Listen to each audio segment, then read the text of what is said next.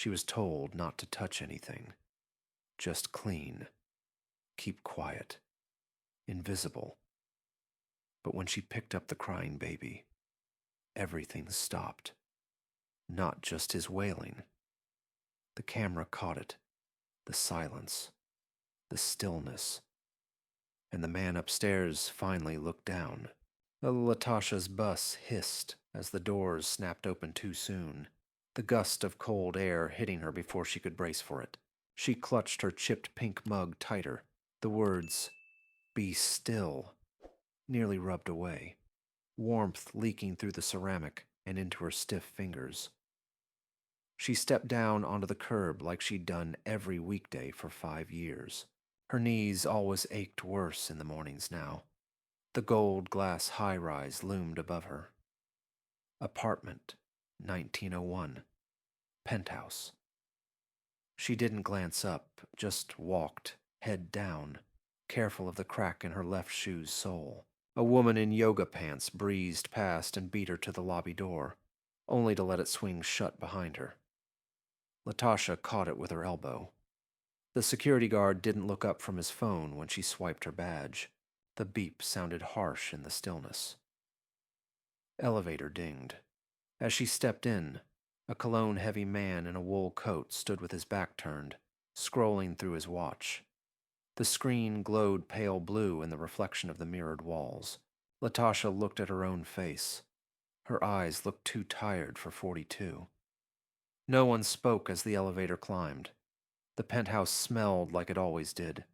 Too clean. Not the bleachy kind of clean, but the curated kind, like filtered air and hidden diffusers and money. The piano near the window glinted under the morning light. A silent newsreel spun on the TV, looping a story she couldn't hear and wouldn't understand even if she could. The nanny was gone again, second time this week. The baby monitor blinked red on the kitchen counter, the sound muted. Latasha paused. She could still hear him, even without the volume. Thin cries.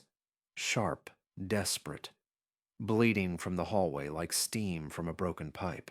She didn't go to him.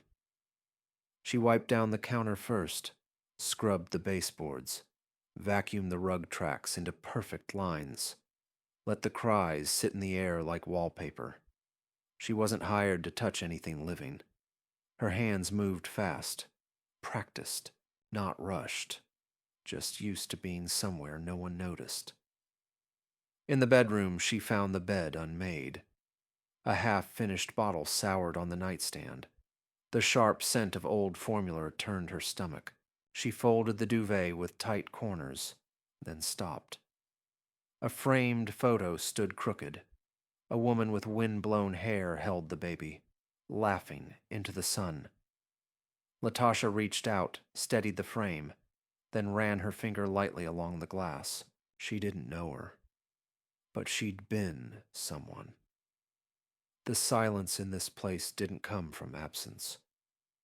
It came from what had been carved out and left behind. She took her break in the kitchen. Her mug went next to the chrome espresso machine that no one ever touched. She sipped slow. The coffee was bitter, like always. It had been lukewarm when she poured it. Still, it was hers. The only thing she brought from home. The door opened behind her. She didn't turn. Graham Wallace's voice sliced through the quiet. "Where's the nanny?" Latasha wiped her mouth with the back of her hand before answering. "Didn't show again, sir." He moved past her. Didn't look. Just a blur of wool and cashmere. One AirPod still in.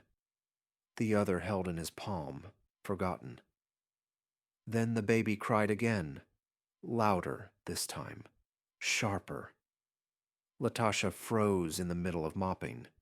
Her body stilled, but inside, something twisted.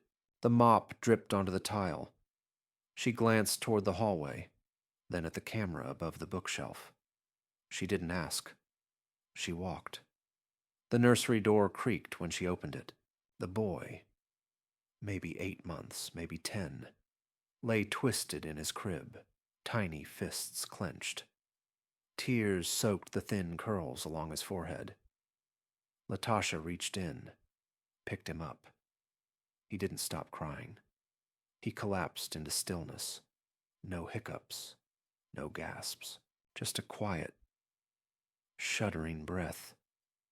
She swayed without realizing, side to side, a rhythm older than memory. Her hand cupped the back of his head gently. He didn't make a sound. A breath later, she felt the weight of eyes. The door had drifted open behind her. Graham stood there half in shadow, unreadable. She didn't turn. He didn't speak for a long time. Then, "Can you stay a little longer today?" Her arms stiffened around the baby. She didn't nod right away. Just didn't answer. Then slowly, just once, she dipped her head. She put the baby down later, careful not to wake him. He sighed in his sleep. She returned to her mop. The water in the bucket had gone cold. Her back ached more than usual. She didn't see Graham again that day. But that night, after everyone was gone, he sat at his desk, the glow from the monitor lighting his face. One camera feed played. No sound, just the image. Her body still, the baby stiller, her eyes closed, his mouth parted slightly. Graham didn't lean back, didn't touch his mouse. He watched. The next day, the nanny returned. Latasha entered like she always did. Same mug, same steps. No one said anything. She didn't touch the baby that day, didn't go near the nursery. But when she walked past Graham in the hall, he glanced up from his phone. He nodded. Once. Latasha kept walking, didn't smile, but her grip on the mug loosened just slightly. The elevator dinged behind her. The day went on, like nothing had changed. But something had. The silence wasn't the same anymore. The text message came before sunrise, a soft buzz under Latasha's pillow that made her heart stutter. Her thumb hovered over the screen. "Please report to HR on the 12th floor before clock-in." Her first thought was her shoes. She sat on the edge of the bed, rubbed at the cracked sole with a damp rag, cleaned the toe caps, checked her breath with her palm. Her chest felt tight, like something had been placed there in the night and hadn't moved. The elevator mirrors didn't lie. Uniform neat. Hair pinned. Eyes, well, she'd seen worse in herself. The 12th floor was too quiet. It always smelled like lemon and decisions. She stepped through the glass doors like a student into the principal's office. All soft carpets and unblinking smiles. 2 women waited. One typing, the other watching her like a hawk watches a branch before it breaks. "We've seen the footage," the typing one said. Her voice didn't lift or fall. "You picked up the child. That's not in your listed duties." Latasha stood with both hands clasped at her stomach. "I'm sorry," she said quietly. "You understand that's a liability issue." She nodded. "It won't happen again." The other woman hadn't spoken, just sat there, one hand resting flat on the table, thumb tapping slowly. She didn't break eye contact. Latasha's knees didn't buckle until the elevator doors shut behind her. The bucket was waiting. The mop, too. She scrubbed harder than usual that morning, leaning into the tile with a force that made her arms shake. Her coffee cooled untouched. The baby cried again. She didn't go. Later, on the bus home, her body swayed with the bumps like it had grown used to being thrown off course. Her hand rested on the plastic seat beside her, fingers curling against nothing. Terrell had cried like that once, years ago. She'd been working overnight then. 2 shifts back to back. He was 10, left with a key and a microwave burrito. The neighbors had called her around midnight. When she got home, he didn't say anything, just climbed into her lap and fell asleep, still wearing his shoes. He never brought it up again. She had, in her head, 100 times. The next morning, she walked slower than usual, took longer to clock in, let the elevator fill before stepping inside. Near the janitor's closet, Caleb, the skinny intern with the quiet voice, handed her the new mop. "You're the only one that makes this place feel human," he said, scratching his neck. Latasha raised an eyebrow, half smiling. "That's 'cause I clean up the mess." He smiled back but didn't laugh. The crying started again mid-morning. She was halfway through polishing the glass coffee table. The nanny didn't move, just kept scrolling. Latasha didn't ask. She went. This time she hummed, low, almost under her breath. A gospel tune from somewhere deep, maybe her grandma's front porch. The baby settled into her chest like he remembered it. She rocked him gently. Then the nanny walked in, arms folded, voice curled with sarcasm. "You like playing mom, huh?" Latasha didn't stop humming, didn't even turn. The baby's hand curled into her shirt. The nanny huffed. "You know that's not your job." Latasha just shifted her weight, the rhythm in her hips steady. Later that afternoon, Graham stood alone in his office, the nursery feed on loop. The image shifted. Nanny pulling the baby's arm too fast, his face twisted mid-scream. Then the next clip. Latasha, eyes closed, rocking him slow. He watched both clips again, then again. The call to HR was short. Dismiss her, immediately. Then quieter, and send Latasha up. She entered the office like she entered everywhere. Quiet, composed, unnoticed by the furniture. Graham was pacing. He stopped when he saw her. "How did you calm him?" he asked. Latasha shifted her weight slightly. The heels of her shoes squeaked against the floor. "Babies don't want much," she said after a moment. "Just to be seen." He blinked, sat on the edge of his desk, said nothing. Then, "Stay." The next day, she was called into a staff meeting, something she'd never been part of before. Her name was on the printout. Latasha Moss, Protocol Review. She stood in front of them all, the same people who didn't see her in the elevator. Same ones who left coffee rings on the counter and called the front desk when they ran out of oat milk.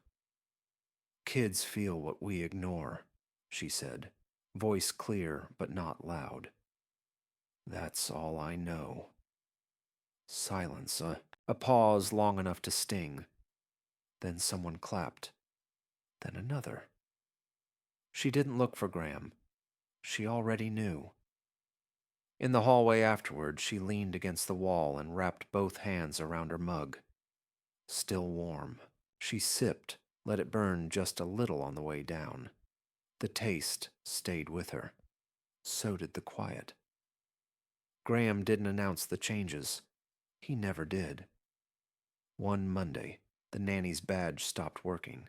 That same morning, Latasha's pay stub showed numbers she hadn't seen before. Her name now listed with Child Care Liaison beneath it. Her hours stretched, and so did her reach. But there was no speech, no spotlight, just the quiet click of a new system taking shape. She didn't ask for a new uniform, though one appeared. She didn't take the corner office HR offered either. She stayed where she always was, near the mop closet, across from the mailroom. The air smelled the same there, like bleach and dust and people who were always moving, but never noticed. The whispers started before lunch. She's just a maid. Who does she think she is? Must have done something. You don't just get jobs like that. Latasha heard every word, didn't flinch. She just rinsed out her mop bucket, poured the dirty water like always. Her chipped mug rested near the sink, still full, still hot. The baby, now crawling, clapped when he saw her.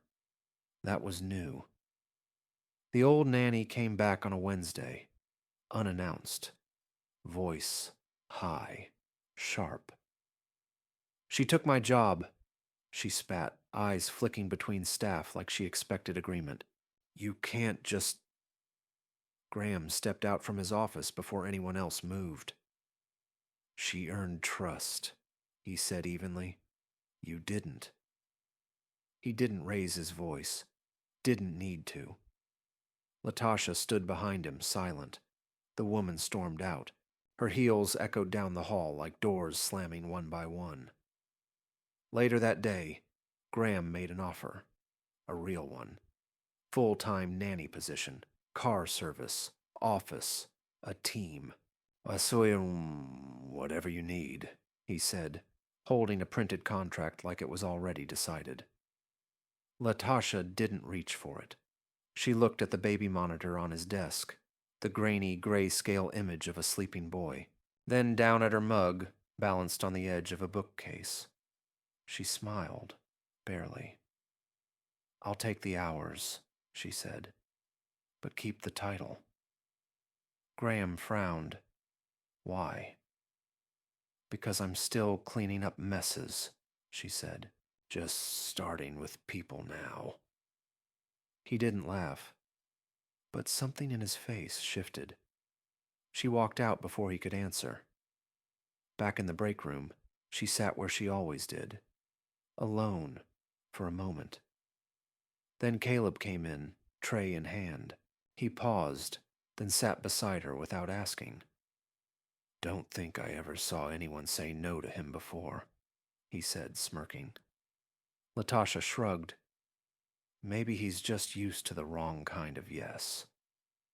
From that day forward, space made itself around her. Chairs pulled out, doors held open, names remembered.